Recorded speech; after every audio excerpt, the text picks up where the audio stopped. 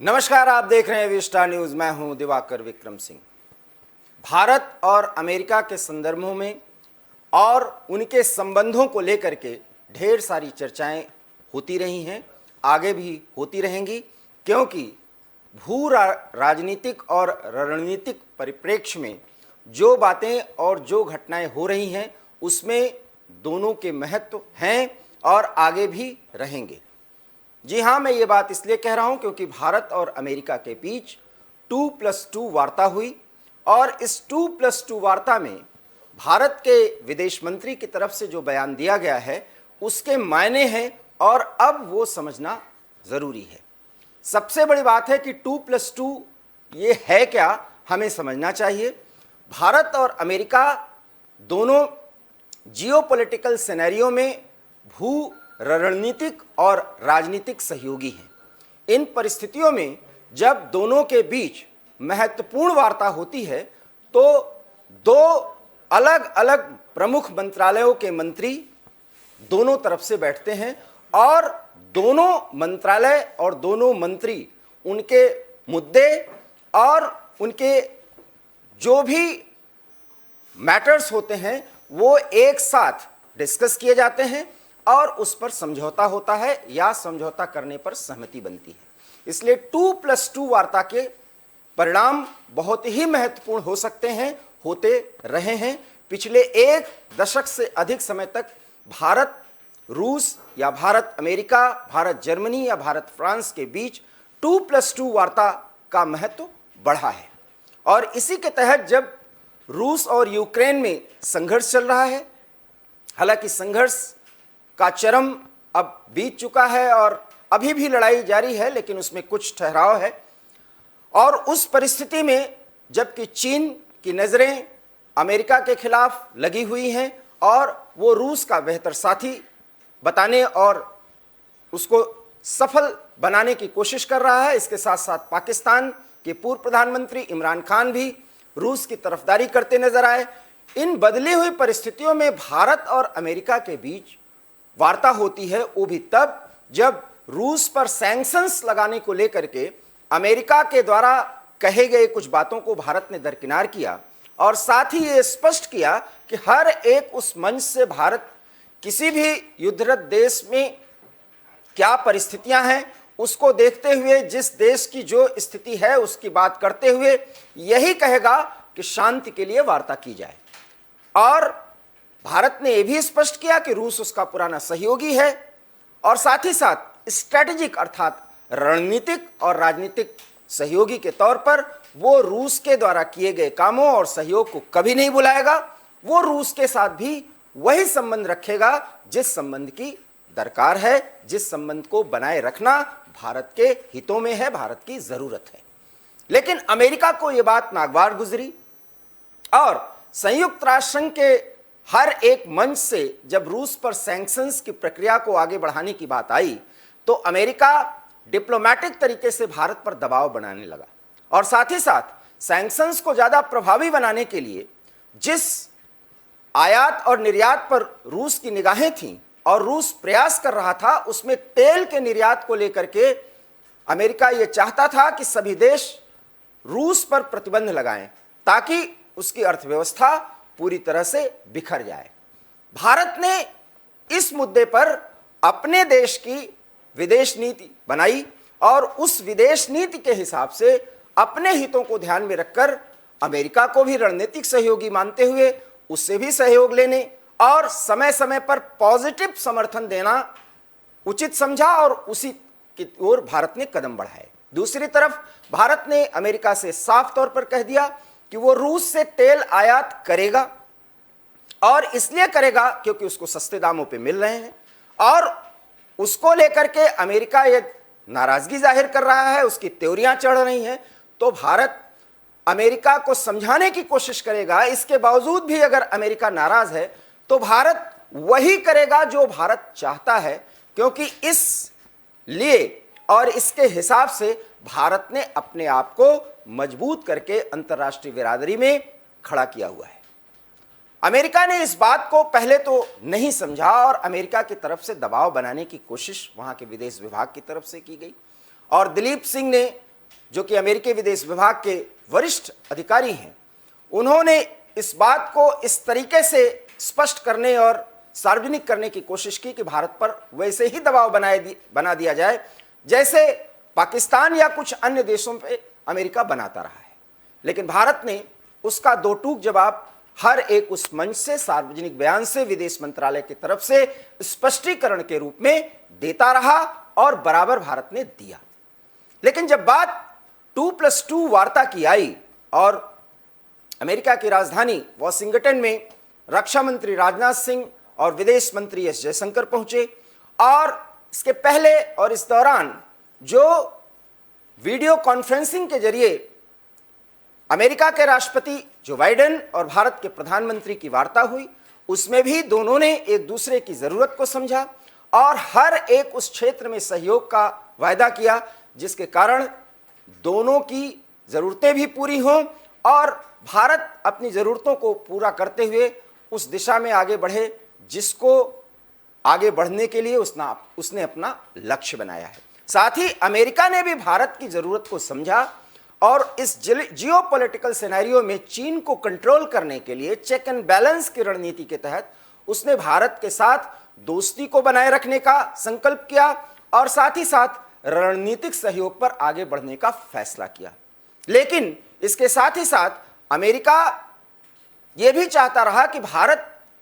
इस तरह अमेरिका की तरफदारी करे जैसे अन्य देश किया करते हैं। लेकिन भारत ने स्पष्ट तौर पर मना किया और भारत ने कहा कि सैद्धांतिक तौर पर गुट निरपेक्षता और गुट निरपेक्ष मूल्यों का भारत सतत से पालन करता आ रहा है, उसको मानता रहा है और हर उस एक देश के साथ भारत संबंध बनाएगा।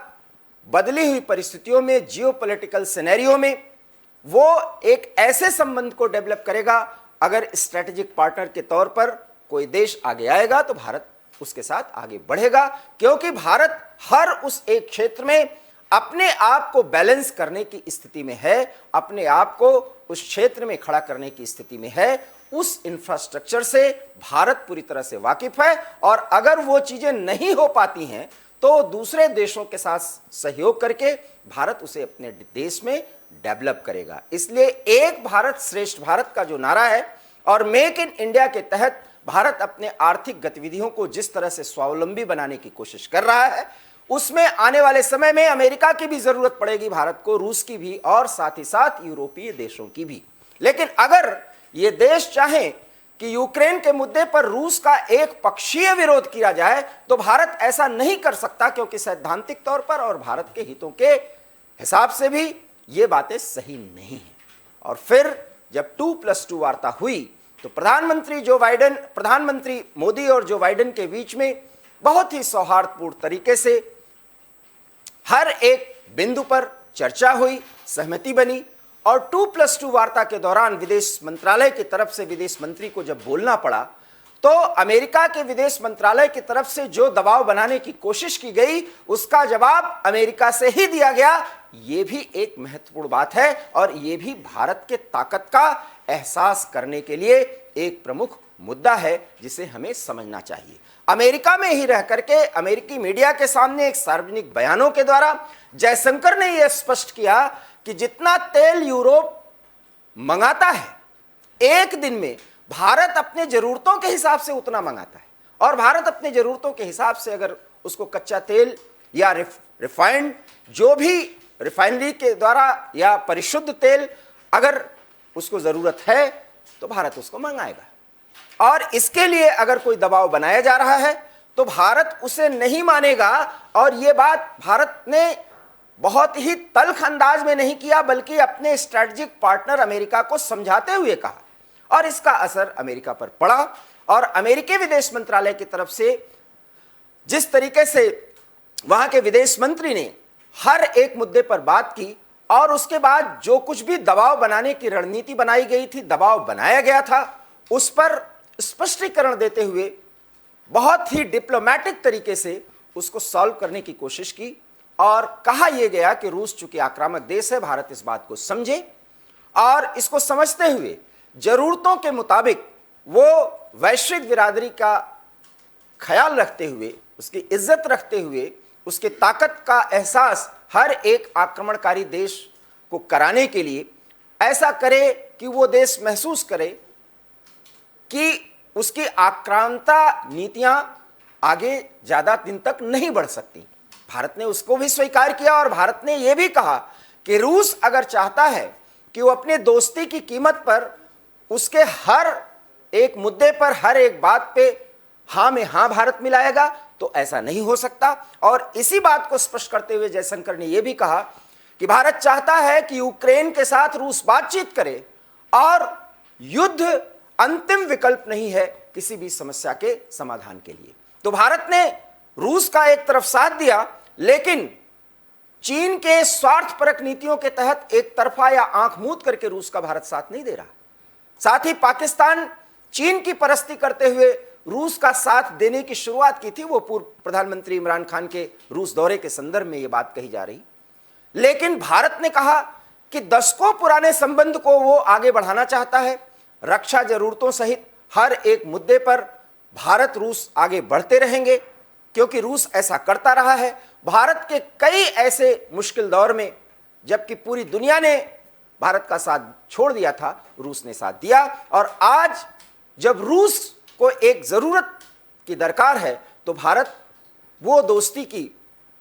सारी बातें याद करते हुए उसके साथ मित्रवत व्यवहार कर रहा है। लेकिन एक मित्र होने के नाते भारत रूस को हमेशा ये समझाता रहेगा कि यूक्रेन के साथ युद्ध समाप्त करने के लिए वो कदम आगे बढ़ाए, अपनी सेना को पीछे हटाए। लेकिन इसके लिए यूक्रेन को भी भारत ने नसीहत दी कि वो किसी की गोद में खेल करके, किसी के इशारे पर रूस के खिलाफ आक्रामक रणनीति न अपनाए, क्योंकि इससे यूक्रेन की बर्बादी है, यूक्रेन की तबाही है। तो एक साथ 2+2 वार्ता के जरिए भारत ने अमेरिका को समझाने की कोशिश की और उसमें सफल रहा। रूस को भी समझाने की कोशिश की, रूस को भी बात समझ में आई होगी और यूक्रेन को भी नसीहत दी। कुल मिलाकर के इन सारे बातों को करते हुए भारत ने चीन को संदेश दे दिया है कि चीन भले ही दिखावे के लिए भारत के साथ संबंध को सामान्य करने की कोशिश कर रहा है, लेकिन वो ये भूल न करे कि भारत रूस की कीमत पर अमेरिका से दुश्मनी करेगा। और उन परिस्थितियों में जब अमेरिका चीन के खिलाफ आक्रामक रणनीति अपनाएगा तो भारत न्यूट्रल हो जाएगा, क्योंकि भारत का हित यह है कि चीन भी आक्रांता की नीति, आक्रांता की रणनीति पर चलकर भारत को समय समय पर लद्दाख जैसे रीजन में परेशान करता रहा है और उसका भारत माकूल जवाब देता रहा है। एक साथ चीन को संदेश देने के साथ साथ पाकिस्तान को भी समझा दिया है कि वो ये भूल कर रहा है कि अगर शहबाज शरीफ पाकिस्तान के नए प्रधानमंत्री बने हैं और इमरान खान ने जिस तरीके से अमेरिका परस्ती का आरोप लगा दिया है, अमेरिका के डिप्लोमेटिक तौर तरीके में नया रिज्यूम अर्थात शहबाज सरकार पूरी तरह से फिट बैठती है तो भारत के खिलाफ अमेरिका को यूज कर लेगा, शायद वो मुगालते में है, गलती में है। तो एक साथ रूस, चीन, पाकिस्तान, अमेरिका और साथ ही साथ यूरोपीय देशों को भी भारत ने